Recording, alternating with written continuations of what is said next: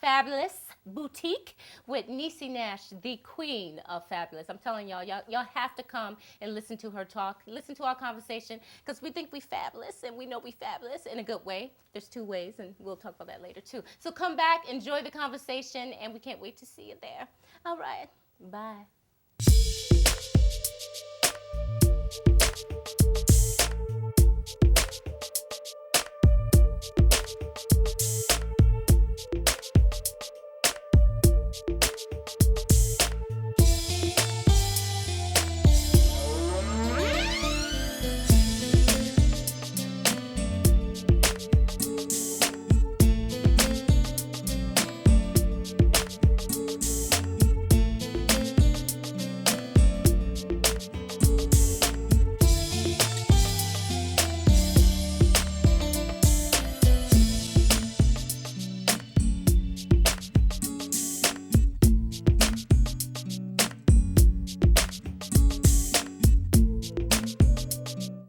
Okay, this is what I'm going to say. Say it. That it is so ironic to me that this show is about being fabulous, because the first time I met you, I don't know if you I remember. remember. I already remember. We were at a party. What did I say when I walked up to you? You said, you are fabulous. You really did, too. I know. It was at Robbie Reed's party outside. You walked And I up to me. said, and yes, I remember that. I went home saying, Niecy Nash said I was fabulous. Hello?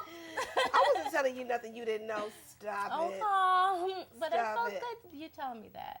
But you know what? And that is the thing that I think, you know how people will say that, especially brown women in this Yes. business, they don't get along. Everybody Yes. is hating on everybody. Yeah. I don't happen to, get up and have that drink in the morning. Okay. I don't either. I don't either. No. So when I see it, I'm going to celebrate it and be like, what? Hello, diva. I see it all. No, but I have to say, that was the first time any woman has ever come to me and said that. Shut No, up. I'm serious. I'm very serious. And when you did, I was like, it made me feel really, I don't know, it made me feel good and like all womanly that another woman who was fabulous. And Cheryl Lee Ralph, because you talked about Cheryl Lee Ralph. Yes. Too. And I just felt good. I felt like, gosh, she thinks I'm fabulous. But Then I must be, you know. But tell me this though, because where did you, come from? Just like it just seemed like all of a sudden you were just there. Well, I think I moved here to LA 5 years ago, and I was doing theater. I think that a lot of that has to come because you did theater too, right? I did theater, Yeah, but honey, I that was so long ago. We don't want to go scratching that up. But no, I gotta say, but coming from theater, there's a different mentality when we come from theater. Cheryl Lee Ralph comes from theater.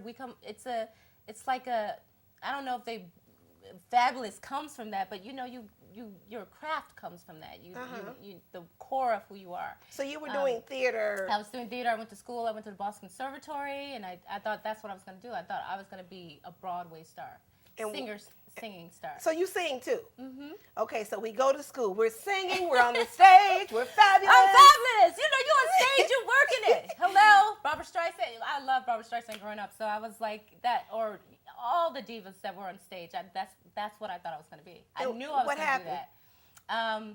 That didn't quite work out. No. No, seriously, I just decided that the love that I had, I wanted to do film and television. And seriously, for singing, I lost that Passion. I really did. Why? Because I went through this phase, which I'm working on today, of fear. When I got out of college, I went to the Boston Conservatory. When I got out, I was, everyone was like, you got to hear this girl sing. You have to hear Keesha. So I would walk in a room and people would have this expectations of what this was going to be. Mm-hmm. So I started to be fearful that I wasn't going to be as good as everyone thought I was. It's different walking in a room and and they don't know who you are. You walk in, they're like, wow. And you walk in and people are like, wait, everybody been talking about this girl. Wait until you hear her sing. And then I started to get fearful that I wasn't going to rise as hard. I don't, you know what I'm saying? That you weren't going to meet the mark. That you Yes. weren't going to meet up to the people's expectations. And I had a hard time with it until I started to be crippled by it. Literally would walk in a room and couldn't sing. Get out of I here. I am not playing to this day. Now, what's the, and just because I'm sure my knee-jerk reaction, I would want to know, how is that different from how you apply yourself to your acting craft? Completely different. How for you? For me, my next love that I just dove into was acting, and I just loved it. I love comedy, and I love finding every little funny in the lines and feeling it. You know how that is. Baby, I know how that is. Hello. So going through that phase, that's my new love and passion was that, and I love getting on stage. When people have expectations about me acting, I don't care, because I'm going to come in there and I'm going to rise to that. I'm going to come in there and prove